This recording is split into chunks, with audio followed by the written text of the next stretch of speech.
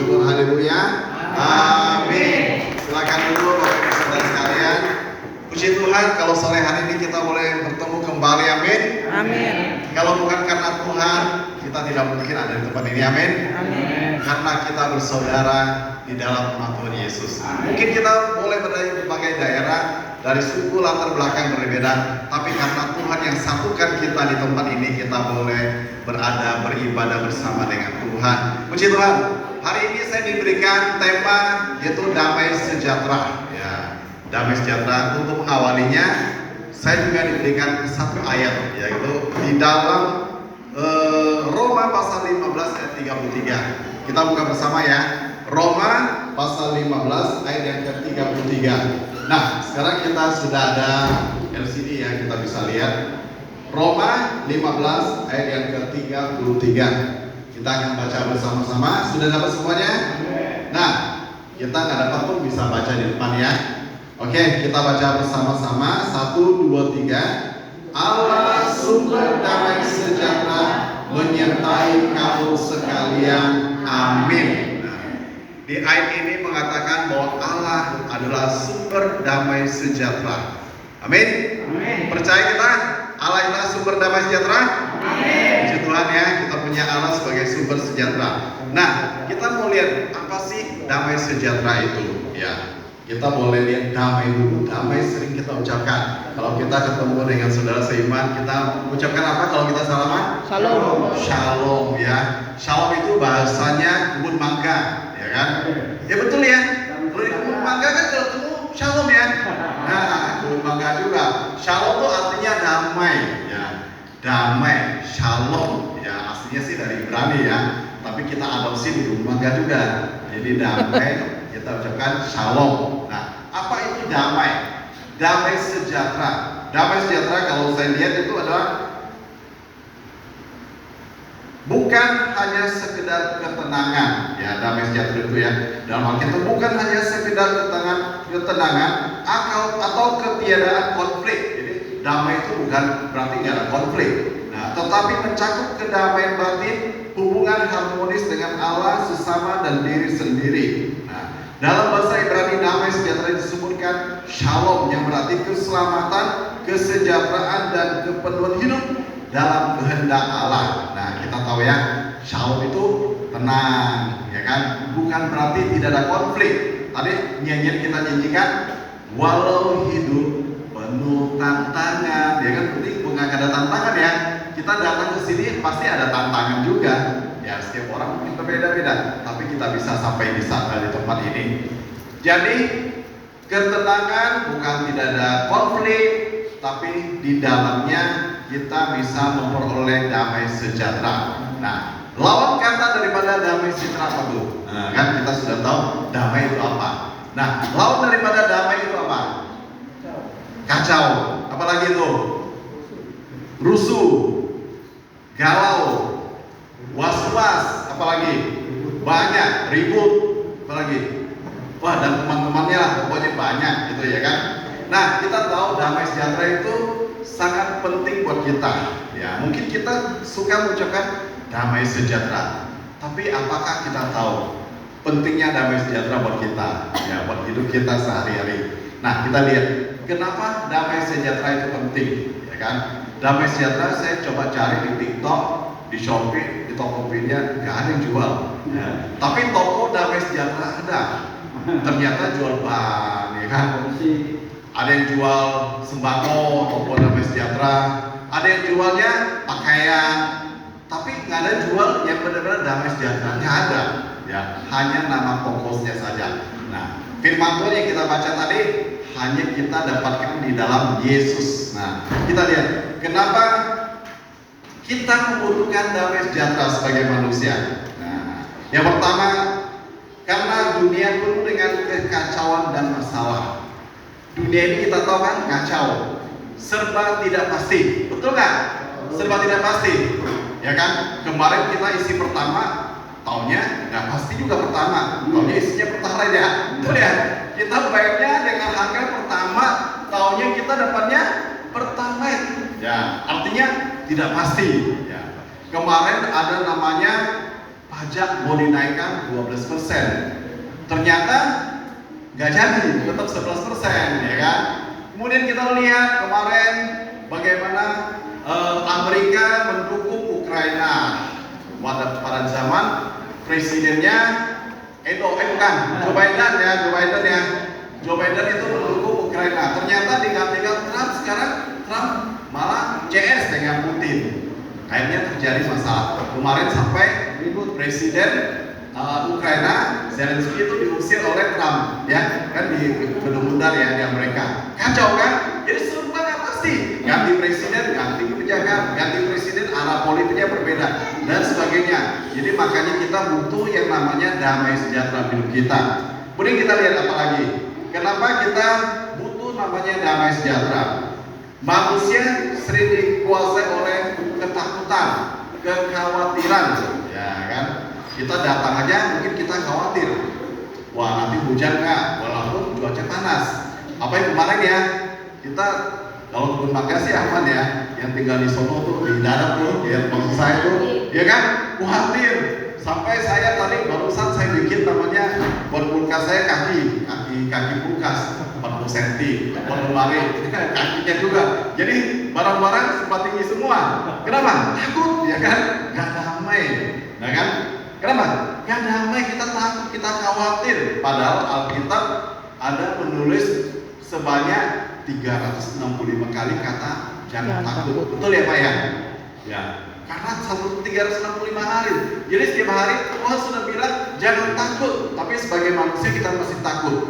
Nah, dengan takut hilang damai sejahtera. Kita takut, kita pergi, pulang-pulang, rumah kita udah tinggi gitu kan, ada air masuk, ya kan? Akhirnya damai sejahtera itu hilang, tidak ada dalam diri kita. Khawatir. Para Yesus mengatakan, jangan kamu khawatir. Burung di udara dia pelihara. Apa kita anak Tuhan? Ada yang bilang begini, nah kan itu burung bukan manusia, ya kan? Itu burung. Ya kalau gitu jadi burung aja, mau kan?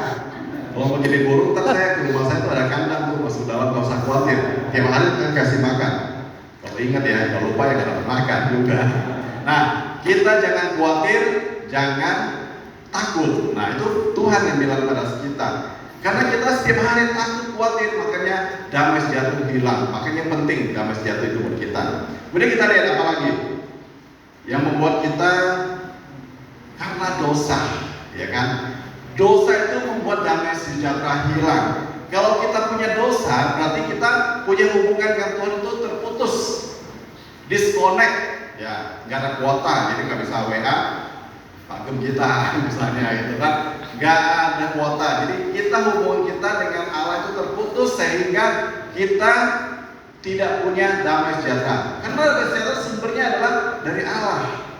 Kita terputus, maka kita nggak ada sukacita, nggak ada damai dalam hati kita. Kemudian apa lagi kita lihat? Gelisah, ya, menghambat hubungan dengan sesama manusia. Nah, pentingnya kan, pentingnya damai supaya kita punya hubungan yang baik dengan sesama manusia. Jangan sampai kita ketemu dengan teman kita, hubungan kita tidak baik. Ya, apalah yang menjadi penyebabnya, bisa macam-macam. Nah, kita lihat pentingnya damai sejahtera hidup kita. Maka kita butuh yang namanya damai sejahtera. Kemudian apa sih yang menyebabkan damai sejahtera itu hilang? Nah, ternyata damai sejahtera itu hilang. Walaupun Tuhan mengatakan, aku memberikan damai sejahtera buatmu. Karena Allah kita sumber damai sejahtera. Ternyata damai sejahtera itu sering hilang loh. Betul ya?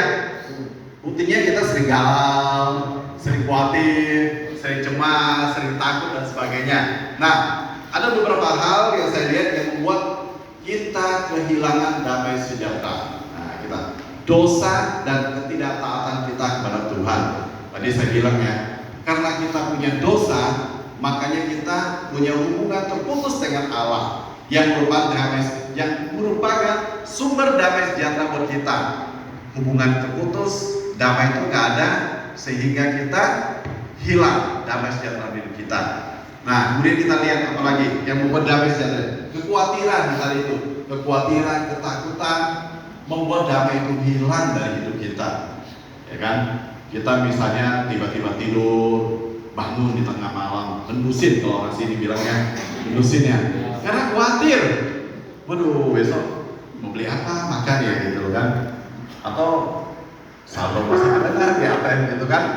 Itu membuat kita jadi khawatir, hilang damai sejahtera, jadi nggak tenang, nggak bisa tidur.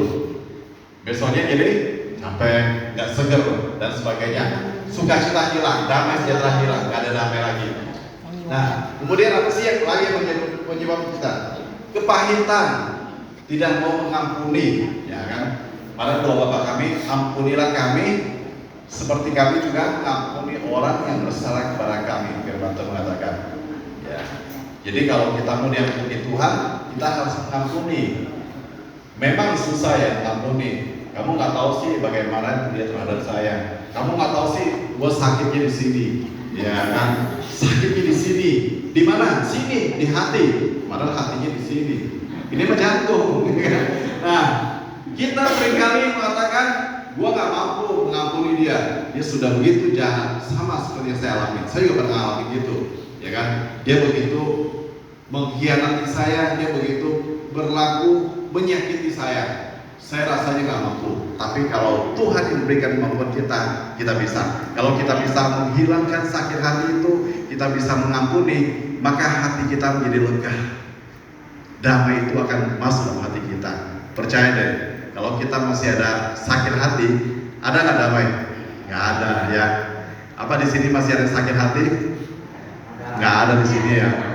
Mau di sana, di luar, di sini mah, luar biasa. Dari mukanya kelihatan nih, ada damai, ada sukacita, ada bahagia. Nah, semua di sini nih, damai sejahtera ada dalam hidup kita. Di luar sana nggak ada ya. Amin. Nah, kita lihat lagi, apa sih yang membuat kita kehilangan damai sejahtera? Pengaruh dunia yang negatif. Ya. Dunia ini selalu membawa sesuatu hal yang tidak baik buat kita. Hidup kita menjadi kacau karena dunia ini. Hidup kita menjadi amburadul karena dunia ini. Negatif thinking, cepat tersinggung. Ada nggak di sini begitu cepat tersinggung? Nggak ada ngaku. Teman bikin status, kita yang tersinggung. Ada yang begitu nggak? Teman jalan-jalan, healing, kita tersinggung. Gua nggak diajak, gitu kan? Teman-teman nyindir teman yang lain, dia tersinggung juga. Ya kan? Kenapa? Karena pengaruh dunia negatif. Kan sekarang kan orang apa-apa masuk status ya? Betul ya? Ya. Statusnya gimana? Kadang-kadang menyinggung juga teman ya, padahal kita nggak punya maksud ya. Akhirnya hilang damai sejahtera, sukacita nggak ada. Apapun yang terjadi di hidup kita harus berfokus pada Yesus yang merupakan sumber damai sejahtera itu. Amin. Nah, kurang hubungan dengan Tuhan. Nah, apa cukup kita cuma beribadah seminggu sekali di sini? Tidak. Ya kan? Saya pernah mengatakan kemarin di ibadah penghiburan ya. Jadi kita harus mempergunakan waktu kita dengan bijaksana. Ya, Tuhan memberikan waktu 24 jam buat kita. Setiap orang sama, saya yakin. Nah, saya pernah contoh, kalau kita punya waktu, hidup kita 60 tahun misalnya, gampang hitung ya. 8 jam kita tidur, berarti 20 tahun kita tidur. Ya kan? 8 jam kita kerja, berarti 20 tahun kita kerja. 8 jam kita melakukan hal yang lain, berarti 20 tahun ya. Jadi 8 jam, jadi 20 tahun. Nah, tahukah saudara, kalau kita hidup 60 tahun, kita 1 minggu hanya beribadah kepada Tuhan 2 jam saja, berarti kita hanya punya waktu 0,7 tahun, sekitar 8-9 bulan kita beribadah kepada Tuhan 60 tahun. Nah, sedangkan kita main handphone itu lama sekali loh. Ya, saya baca di Google hasil riset itu rata-rata orang Indonesia bermain handphone tuh 5-6 jam. Bayangin aja. Kalau kita hidup 60 tahun, kita main handphone itu sebanyak 15 tahun. Banyak apa sedikit? Buset ya, 15 tahun ya. Ke gereja cuma 9 bulan, ya kan? Bermain handphone 15 tahun. Nah, makanya kita harus pakai waktu kita dengan baik, punya hubungan yang baik dengan Tuhan. Amin. Jadi kita nggak hanya cuma hari Minggu saja kita beribadah, bukan hanya konser hari Kamis saja beribadah beribadah. Jadi setiap hari kita punya hubungan dengan Tuhan. Kita berdoa, memuji Tuhan, membaca Alkitab. Nah, itu adalah hubungan dengan Tuhan. Karena Tuhan adalah sumber damai sejahtera, maka Dia akan memberikan damai buat kita. Amin. Nah, tadi kita udah lihat pentingnya bagaimana kita harus mendapatkan pentingnya damai sejahtera hidup manusia. Kemudian banyak hal yang membuat kita kehilangan damai sejahtera, ya kan? Dan masih banyak lain sebenarnya. Masih banyak sekali hal-hal yang membuat damai sejahtera itu hilang. Nah, kita bagaimana supaya kita mendapatkan damai sejahtera itu? Nah, ini yang penting. Bagaimana supaya kita bisa mendapatkan damai sejahtera? Tadi kan kita tahu ya pentingnya damai sejahtera kan? Kalau kita nggak ada damai, kita tidur pun nggak nyaman kan? Bangun di tengah malam, tidurnya 1 malam 2 jam, ya kan? Orang bilang apapun kita tersinggung, ya. Orang nggak ada maksud buat menyindir kita merasa tersindir. Banyak sekali hal-hal yang membuat kita kehilangan damai sejahtera. Nah, bagaimana kita mendapatkan damai sejahtera? Nah, kita coba buka Yohanes 14 ayat yang ke-27. Yohanes 14 ayat yang ke-27. Nah, kita ada multimedia, enaknya begini ya. Jadi kalau usah buka Alkitab, kita bisa lihat depan. Nah, kita baca bersama-sama ya. 1, 2, 3. Damai sejahtera kutinggalkan bagimu, damai sejahteraku kuberikan kepadamu, dan apa yang kuberikan tidak seperti yang diberikan oleh dunia kepadamu. Janganlah gelisah dan gentar hatimu. Nah, ternyata damai sejahtera itu diberikan Allah sendiri buat kita. Dunia bisa memberikan damai sejahtera? Bisa, tapi bukan damai sejahtera yang benar, yang sejati, ya kan? Damai sejahtera kita bisa dapat dikala kita banyak duit, kita merasa damai, betul ya? Pernah merasakan gitu? Wih, dapat kantong besar nih, dapat berkat nih, kita merasa damai. Tapi bisa hilang, habis gak duitnya? Habis. Kalau habis, damainya masih ada nggak? Nggak ada lagi. Kalau misalnya teman-teman kita yang di sana gitu loh kan, yang dugem gitu ya, malam-malam si asi, gimana nih ya? Gak ada yang bisa ya? Oh puji Tuhan, ternyata di sini nyanyi lagu rohani semua ya. Lagu si asi itu nggak bisa semua ya. Di sini mah menyenangkan, ya menyenangkan Tuhan lah ya. Di sini rohani semua ya, puji Tuhan ya. Jadi kalau mereka di sana ya si asi ya, habis itu pulang kosong lagi, damai hilang lagi, nggak ada lagi. Tapi di sini dikatakan bahwa damai sejahtera tinggalkan bagimu, kata Tuhan Yesus kan, damai sejahtera kuberikan kepadamu yang dan apa yang kuberikan tidak seperti yang diberikan oleh dunia kepadamu. Nah, tidak diberikan dunia kepadamu. Saya mau sedikit kesaksian ya kemarin yang banjir ya. Walaupun udah sebulan yang lalu, belum lama kan ya, masih berasa banjirnya sekarang.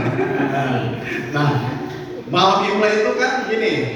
Saya kayak biasa tuh ada kumpul keluarga kita makan, kemudian ibadah singkat, ibadah keluarga, habis itu pembagian angpau. Ya sorry ya, pembagian angpau saya udah nggak undang-undang ya. Nantilah, kapan-kapan ya, nggak tahu kapannya kapan gitu. Nah setelah itu acara bebas, ya jam 9 gitu, ya karaoke lah, nyanyi lah, hiburan gitu kan. Tiba-tiba saya lihat ke depan itu air mulai naik depan tuh naik gitu kan. Nah saya bilang sama saudara saya, keluarga saya, udah jangan nyanyi lagi, ada kurang lebih hampir 30 orang, ada adik saya, ada ponakan dan lain-lain biasa. Karena saya di situ paling tua, jadi kumpul di rumah saya. Nah waktu itu airnya naik terus, singkat cerita sampai tengah malam sekitar jam 12 ya, air mulai masuk sedikit ke rumah, ya kan. Saya masih sempat WA Bogem ya. Saya bilang Bogem di mana? Di rumah Chandro, atau aman lah ya, ada tingkat gitu kan. Tapi nggak tahu lah rumah mana keadaannya. Nah jam 12 mulai masuk dikit aja tuh masuk. Saya tungguin depan pintu. Saya duduk aja situ, saya nggak tidur. Mulai naik dikit, pelan tapi pasti. Woi, saya berdoa, Tuhan tolong hentikan hujan gitu kan. Nah supaya airnya surut gitu kan. ternyata saya bukan pawang hujan ya. Dan saya nggak punya nomor pawang hujan. Kalau ada mungkin saya hubungin, gitu kan? Nggak, bercanda. Nah, air mulai naik, saya berdoa. Dan saat itu saya kehilangan damai sejahtera. Ya kan, seperti yang saya sampaikan, karena kita takut, kita khawatir bagaimana naiknya terus gimana kan ya. Damai sejahtera itu hilang. Akhirnya sampai jam 4 saya doanya beda. Tuhan, terima kasih Tuhan. Saya percaya kekuatan cobaan yang saya hadapi tidak melebihi kekuatan saya. Ya kan? Saya bersyukur.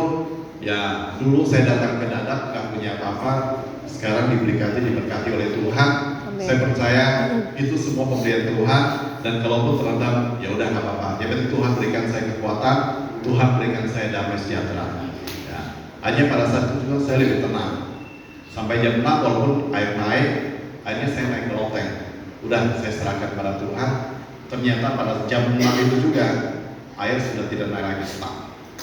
Saya lihat patokan pas di sofa itu kurang lebih 30 cm, sehingga saya berani naik lagi.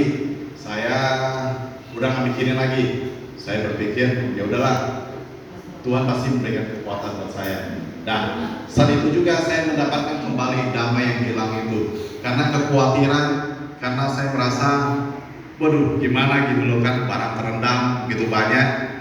Akhirnya hilang damai sejahtera itu. Saya berdoa, ternyata damai itu bukan lewat kekhawatiran kita. Kita khawatir, kita takut. Ya, saya khawatir, saya takut tidak membawa damai sejahtera, malah hilang daripada saya. Ya kan? Padahal sebelumnya kita udah happy ya menyambut Imlek, kumpul keluarga besar. Ternyata tiba-tiba dengan air masuk itu hilang semua damai sejahtera itu. Setelah saya berdoa, Tuhan berikan kekuatan. Saya nggak minta berhenti hujan lagi, saya nggak minta air surut lagi. Tuhan memberikan damai sejahtera buat saya dapatkan kembali. Ya, kita berikan kemuliaan bagi Allah kita. Nah, apalagi kita harus berdoa dan berserah kepada Tuhan, seperti kesaksian saya tadi. Jadi saya berdoa, saya berserah, udah saya serahkan. Apapun yang terjadi, Tuhan pasti tolong, ya kan? Tuhan pasti memberikan damai itu kembali kepada saya. Kita coba lihat Mazmur 119 ayat 165. Saya akan bacakan untuk kita. Besarlah damai sejahtera pada orang-orang yang mencintai Taurat-Mu, tidak ada batu sandungan bagi mereka. Firman Tuhan memberikan pedoman hidup yang membawa kedamaian. Ya, kalau kita mau damai, kita harus mencintai Taurat Tuhan atau firman Tuhan. Artinya apa? Artinya kita harus membaca firman Tuhan. Di sini siapa yang rutin baca firman Tuhan? Boleh angkat tangan? Nanti dapat hadiah makan ya. Dengan bocoran begitu, gitu loh.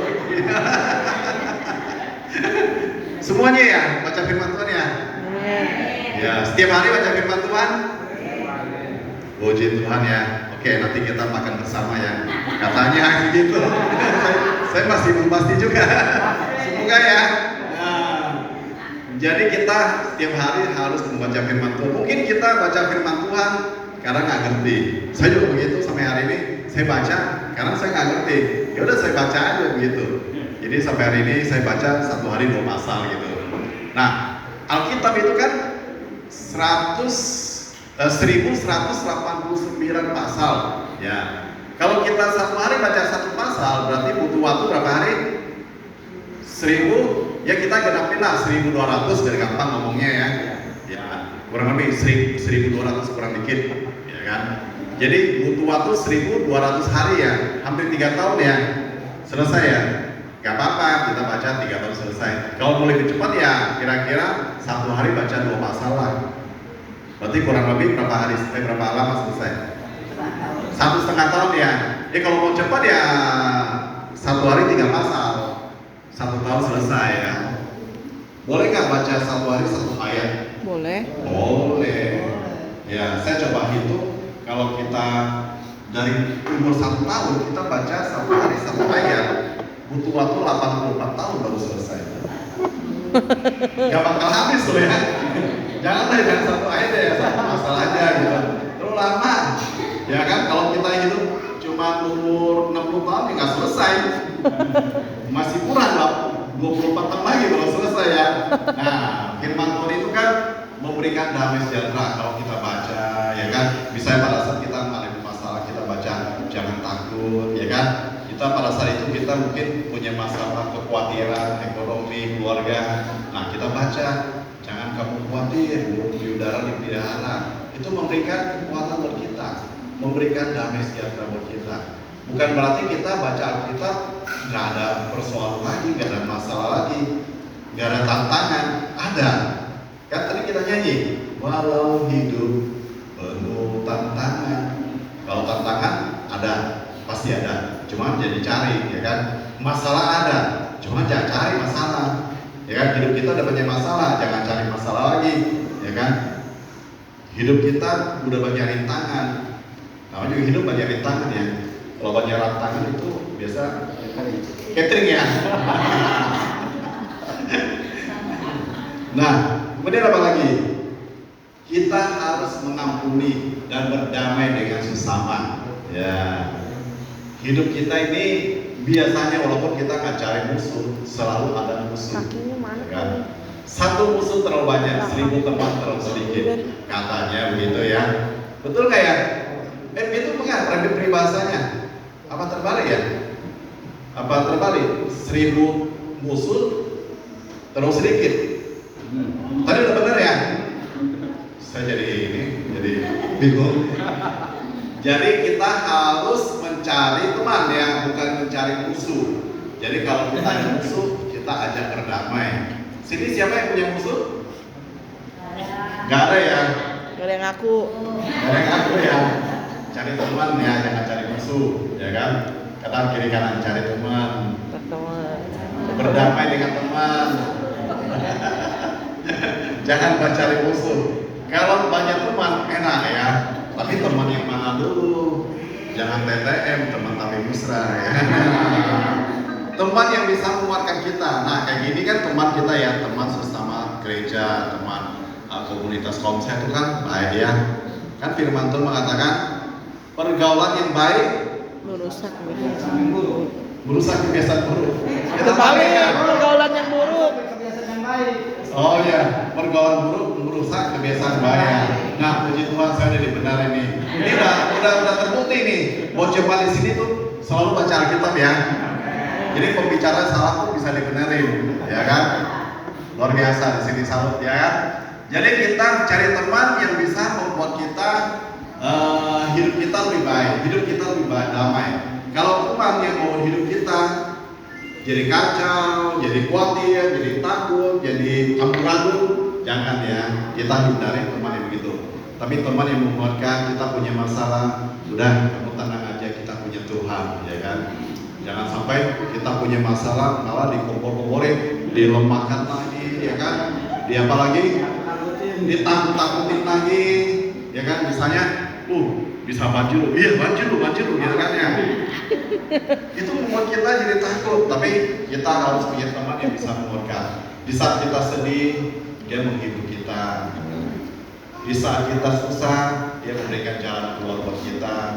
Di saat kita sakit, dia menyembuhkan kita. Itulah Yesus ya. Yesus. Tapi teman juga ada yang begitu. Dia bisa mengayomi kita, memberikan hal-hal yang baik buat kita, yang positif buat kita. Nah, yang penting begini, teman memang ada terbatasnya. Mungkin di saat kita susah, dia tidak bisa sepenuhnya membantu kita. Mungkin dia bisa mendengarkan curhat kita, keluhan kita, tapi dia tidak bisa 100% membantu kita. Di saat kita kacau, takut, khawatir, tidak ada ramai, mungkin dia hanya bisa membantu yang dia mampu. Tapi ingat, kita punya satu sahabat, ya kan? Ada satu sobatku. Rendah saya nyanyi ya. Jadi susah nyanyinya lagunya. Ada satu sobatku yang setia, tak pernah dia tinggalkan diriku. Di waktu aku susah, waktuku sendirian, dia selalu menemani hidupku. Ya cukup ya, kalau nyanyi terus saya jadi WL nanti. Jadi ada satu sesuatu yaitu Yesus, dia selalu, ya kan, menyertai kita, dia tidak pernah meninggalkan kita. Saat kita susah, kita khawatir, dia memberikan damai sejahtera buat kita. Ya kan? Kita ingat tadi yang kita baca itu, kita harus tadi Yohanes 14 ayat 27. Damai sejahtera kutinggalkan bagimu, damai sejahtera kuberikan kepadamu.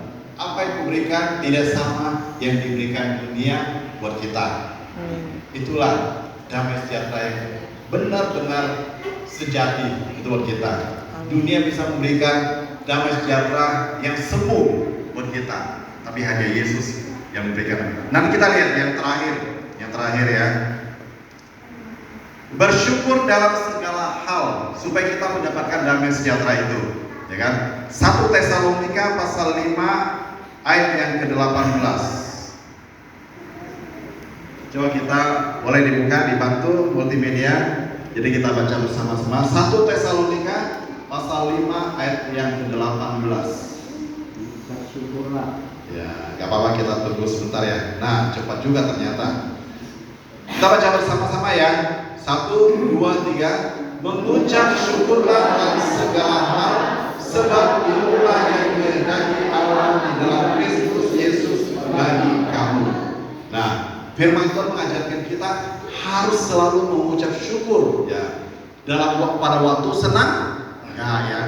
Enggak juga. Nah, pada waktu susah, segala hal kata Tuhan.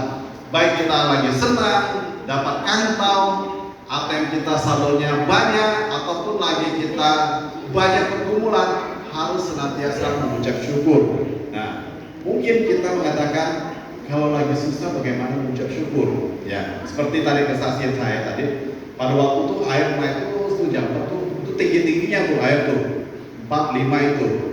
Secara manusia saya nggak bisa mengucap syukur, tapi saya ingat saya sering suruh orang mengucap syukur, ya kan? Kalau saya sendiri sekarang lagi khawatir, hilang damai sejahtera, saya ingat saya harus bangkit, saya harus mengucap syukur apapun yang terjadi. Ya, walaupun hari ini saya bilang banyak barang terendam, tapi saya mengucap syukur. Barang itu ada bukan karena kekuatan, itu titipan Tuhan. Itu Tuhan yang memberkati, bukan kekuatan saya. Hanya saya mengucap syukur pada Tuhan, makanya saya mendapatkan damai sejahtera itu kembali.